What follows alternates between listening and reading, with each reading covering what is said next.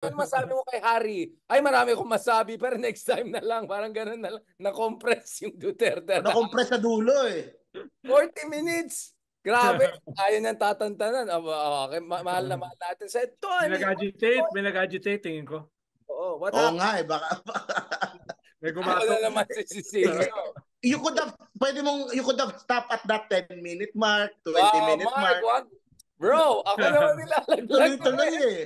Oo Ang nga pala, haba oo nga eh. pala, Senator, pwede tayong bumalik sa topic. Oh. Hindi, ako, alam mo naman, Ronald, I'm a very understanding, giving host. Baka hindi alam ng mga nanonood kung ano yung pinag-usapan.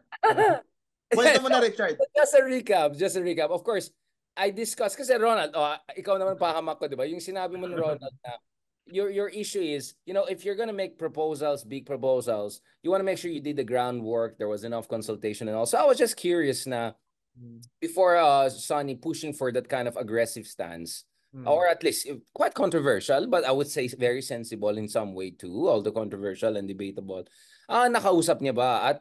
At bakit ganito yung reaction na very emphatic kay Lenny? Pero in fairness, nag-agree naman siya sa akin na yung kay Riza ay medyo more nuanced. I would say, I'm not saying that Riza is open to a grand coalition or guest candidacy, but I think mas affected siya dun sa sinabi ni Lenny. Kasi yung kay Lenny, very emphatic. At alam niyo, the rest you can watch it yourself. I'm not gonna put words into his mouth, pero medyo, magpakitaan na tayo. Medyo, wow. Sa mga purists daw, sa mga purists. Bro. Ganun ako, bro. Relax lang tayo. Yung medyo nag-bardaguls ang nangyari doon. Ikaw, Mark, na-surprise ka ba? Na-surprise talaga ako sa haba. Kasi isang oras yun eh. So, nag-aano ako ng baka may mga clips siyang sasabihin tungkol sa Duterte, tungkol kay Harry Roque. Parang nagtataka ako, bakit kalagitnaan na nung isang oras na episode, puro tungkol kay Lenny pa rin yung pinag-uusapan nitong dalawa. Yung mga walang postmortem dun sa after the defeat ng 2022, yung mga wag dapat makinig si Lenny dun sa mga purists na ayaw maglagyan ng pangalan daw yung pinamimigay na ayuda. So parang wag daw maging masyadong purist at strategize to win. Yun yung kanyang pinakapunto doon sa point ko doon is on strategy be clear, pero on tactics you can navigate it, diba? Kasi ang strategy, when you win, everything is possible. Toronaga Shogun, diba? Pag hindi ka manalo, wala kang magagawa. So first you have to win, pero make sure pag nanalo ka, hindi ka kurakot, mamamatay tao. But on tactics, you have to be flexible. Here, Ronald and Mark, I want to ask, I'm going to be a little bit more Gamboa about this and say, I agree with both Lenny and Sonny Trillanes. That's why I'm open to this discussion. Mark! Sinabi ni Sonny. Sir Ronald, let's be honest. You are the most experienced among us when it comes to, hindi lang Viva Max, pero also when it comes to, you're an apparatchik in a good way, right? Everyone needs an apparatchik if you want to win elections and all. No, do you think tama yung sinasabi niya na on certain tactics, maybe we have to go along with the game, which is, for instance, for people to remember na tumulong ka, baka pwede mo ilagay yung OVP office if not mukha ni Lenny or something. Do you think medyo inevitable na you have to play the game? And can you still play the game and keep your integrity? Again, Ronald, I know this is also quite controversial, but let's be honest. Sabi ko nga, the devil is in the details, and the details are matter. So I want to discuss details with you two gentlemen. Especially you. Napag-usapan natin dati yan dito eh. Kaya nga after mainit na eh. Talagang lumabas na. Sabi natin, yung bilanggit ko, baka kulang sa groundwork nung naging public na, nung pinablicize na ni Sunny. Ikalawa ay yung proseso, siyempre, hindi naman yan mangyayari overnight dahil maraming mga ideological, political differences, historical differences, no? At ikatlo, yung sinasabi ni Sunny na yung Leninist concept ng direction of the main blow, di ba? Yun yung ang main blow dito is a Duterte, no? So we're talking about Lenin, not Lenin. Yan. Just to be clear, so after noon ay nagkausap kami, tinawagan niya ako eh. Yun nga, yung sabi niya na, pinaliwanag lang niya na yung episode natin no, na una, may groundwork at may mga nagbukas from both sides, no? Emphatic siya doon na hindi siya medyo nag-react siya na yung medyo vehemently opposed pa ay yung mga hindi naman kandidato. No? Ayun yung ikalawa ay tactical naman ito eh. Ibig sabihin hindi naman kinakailangang sumama sa isang entablado. Pwede naman katulad ng 2022 elections na parang guest candidate, no? Tapos ikatlo yung sinabi ko na baka yung sorry, Ron, I got you. Hmm. I don't know, maybe Mark knows more than me, but what do you mean by guest candidate? Kasi ang ibig sabihin, sasama ka doon sa mga charot nila, sa mga probinsya. Parang ng 2022. Sayaw nila, kanta nila, hindi ba? Hindi. Yung 2022, halimbawa, si Lenny, meron siyang more than 4 guest candidates na hindi kasama sa entablado, hindi kasama sa kampanya, pero guest siya. Parang sinasabi ni Sunny, that could be kasama sa sample ballot. That could be a framework. Ibig sabihin, hindi pupunuan ng admin yung isa or dalawang slot. Hindi nila lalagyan ng kandidato nila. Yun yung ibig sabihin ng 2 empty or 1 empty. And then naman na lang yung isa, although hindi sila magkasama. Parang sa ngayon, ang groundworking nila, isa yung open. Yung sinasabi ni Sunny, isa yung open. Yung ikalawa, pwedeng bahagi ng negotiations. Pero paano magkakaroon ng negotiations kung nagsara na? No, yun yung sinasabi ni Sunny. So, yun yung paliwanag niya. Batay dun sa ating episode na yun yung 3 considerations na sinabi ko. Baka may maiwan na 2, isa lang ang kasama. Siyempre, medyo nakakahiya naman doon sa iba, no? Yung ganyan. Tapos ikalawa, yung mga proseso na alam mo naman tayong progressive movement, mahalaga yung mga proseso, mahalaga yung mga unities, no, etc., etc. At ikatlo, yung groundworking. Na ang sabi ni Sunny, groundwork niya. At nung ginawa niyang public, merong opening from both sides. At least doon sa mga kandidato. Hindi siya nag-name ng name, pero ang pagkaalam natin, may mga opening naman. So yun, kaya medyo emotional dito dahil yun nga, sayang, no? At saka parang parang siya yung villain tuloy dito. Parang ganun ang nilalabas ng iba. Again, I agree with Lenny na we have to... Parang dito, ako yung villain. No? Hindi ka willingly villain ka. Pero ang paborito kong linya dun sa interview nyo nung sa isang araw, yung sinabi niya na na ang daming nakikriticize sa kanya, pinagbumukha siyang villain, pero he is the one filing the charges against the Dutertes. He is the one doing the dirty work. Siya naman yung tumitindig. Wala naman siyang kasama.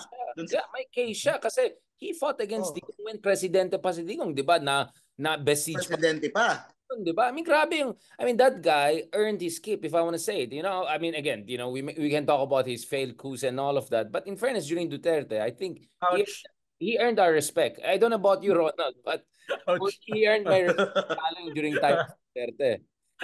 Siyempre, I mean, I'm not pro Arroyo, but of course, as a Democrat, medyo I have some iffiness about coup d'etats, diba?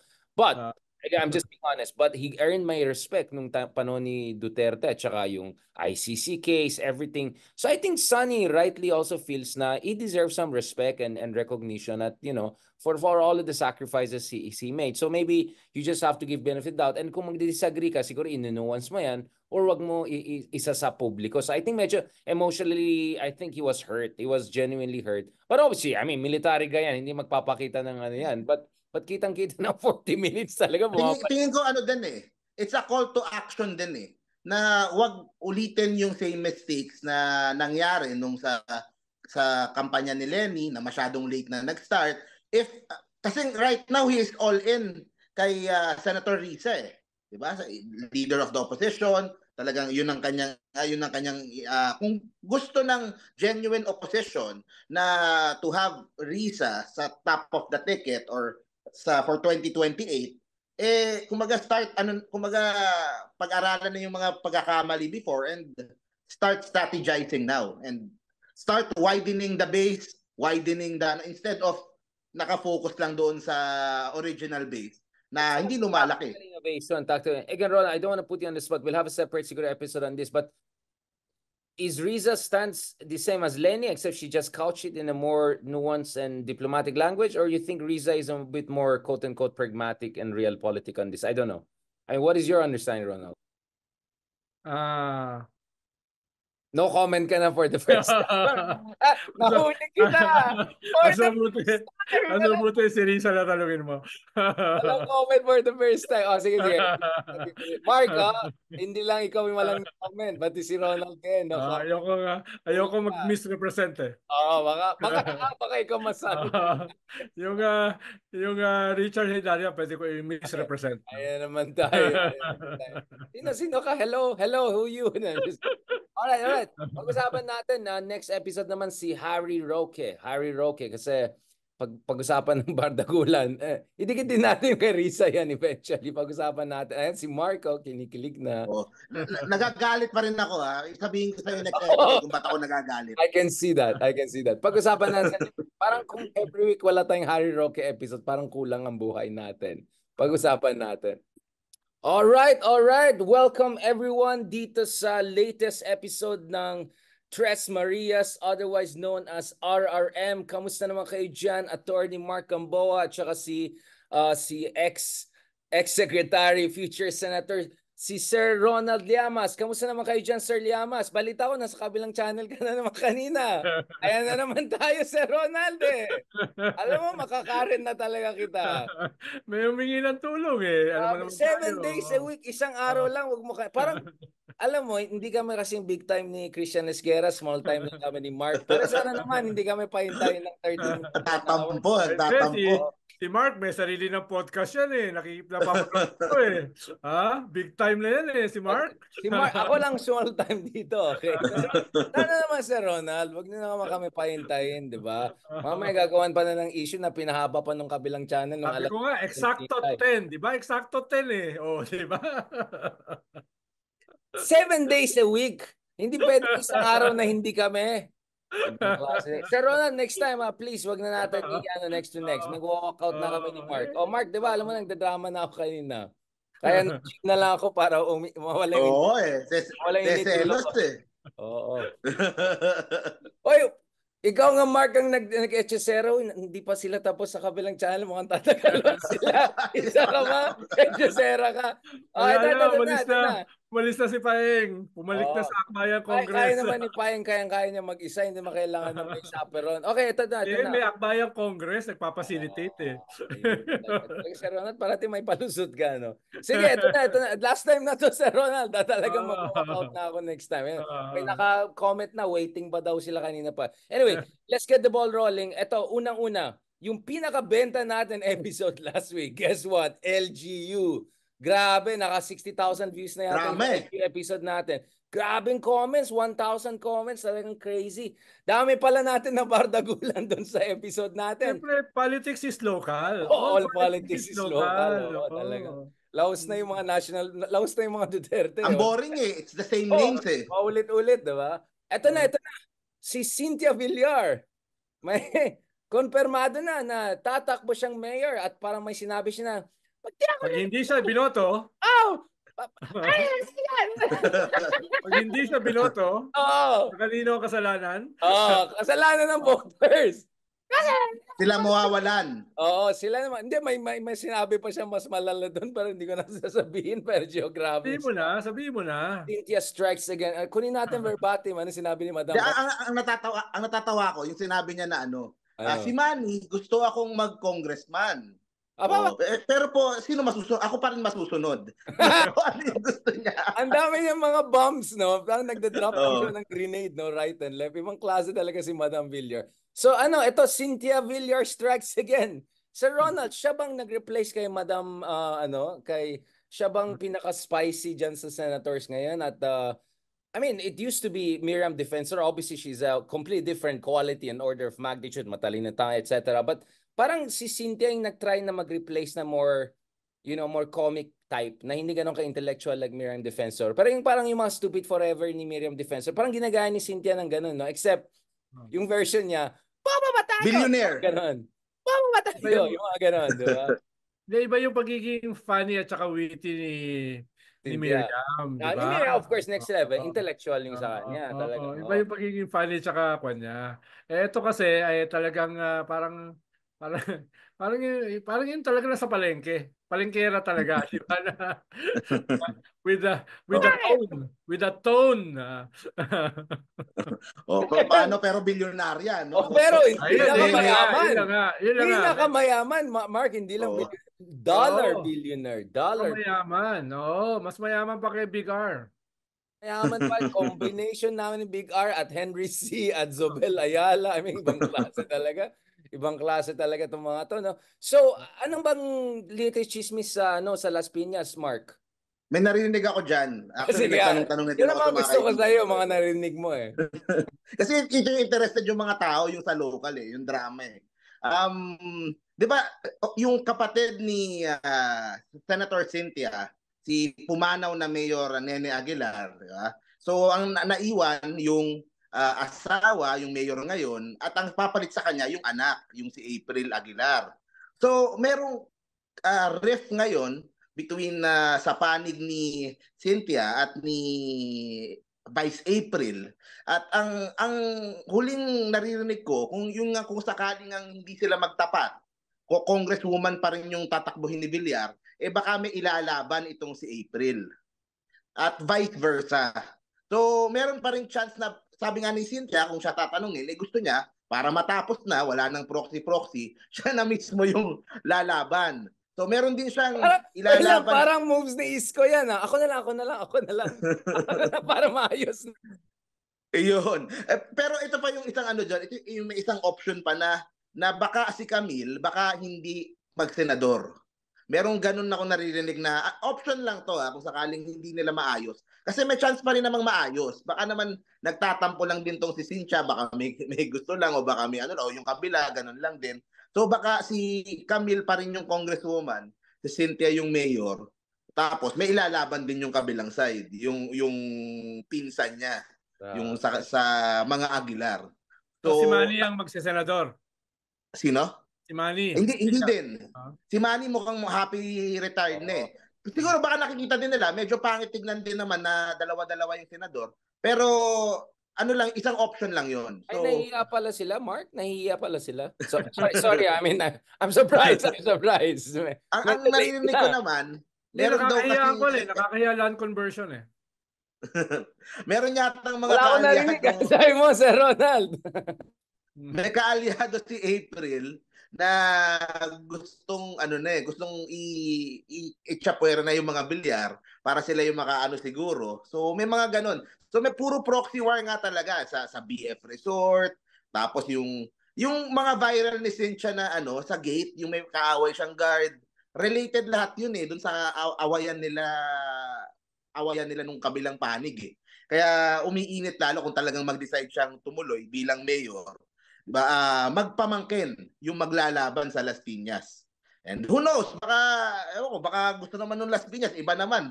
Villar naman yung subukan nilang mayor.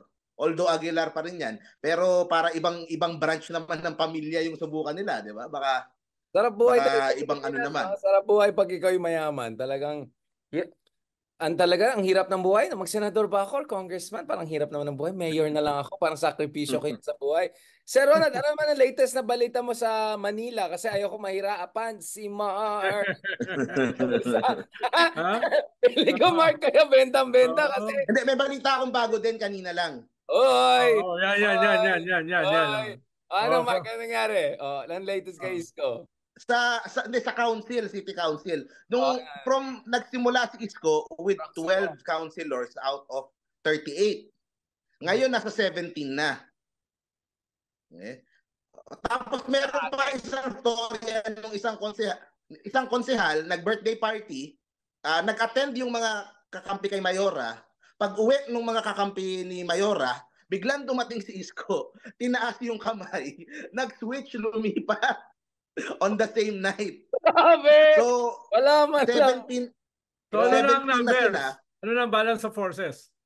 17 out versus 17 out of 38.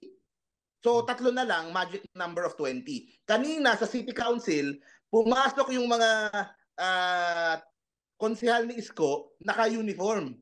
Pare-pareho ng suot. Tapos they would declare, na-quit sila ng committee nila. nag-quit sila ng committee nila and they declared na sila yung bagong minority. Na for some reason, hindi pinayagan nung majority na kasi merong token